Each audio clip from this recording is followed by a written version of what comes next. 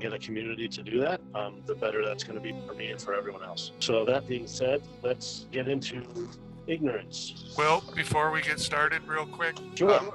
there is a text chat that people can use to chat, and then there's a Q&A, and there's a Q&A tool to use for questions. Please don't use the Q&A tool for chat, and I wouldn't put my questions in the chat because the chat sometimes moves fast and your questions can get lost.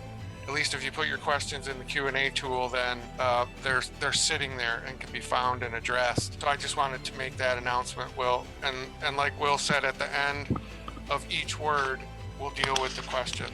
You can also raise your hand if you want to ask Will directly, and we'll try that out and see if that works. If not, we might have to stick just to the Q&A tool. Go ahead, Will.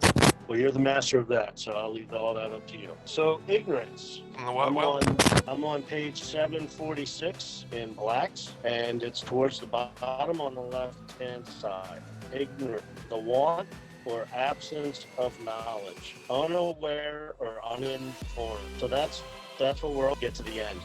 We cannot do that without knowledge, and when we apply knowledge, we now have wisdom. Ignorance of law is want of knowledge. Notice they said law, not legal. For acquittance with the laws of the land insofar as they apply to the act, relation, duty, or matter under consideration. Ignorance of fact is want of knowledge of some fact or facts constituting or relating to the subject matter in hand. Ignorance is not a state of mind in the sense in which sanity and insanity are.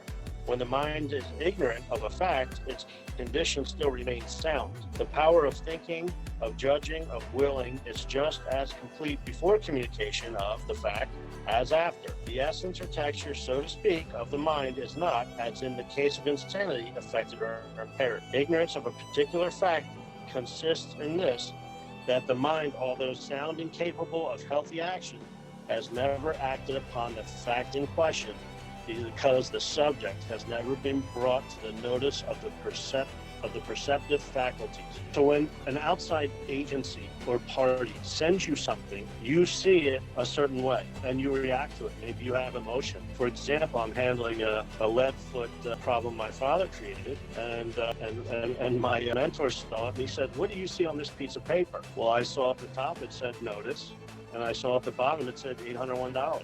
And I said, they sent me $801 to send back to them. He goes, "See that? You didn't read anything in the middle of the paper." I said, "Well, I read it. I just know it doesn't mean anything." So that's what we're going to get to.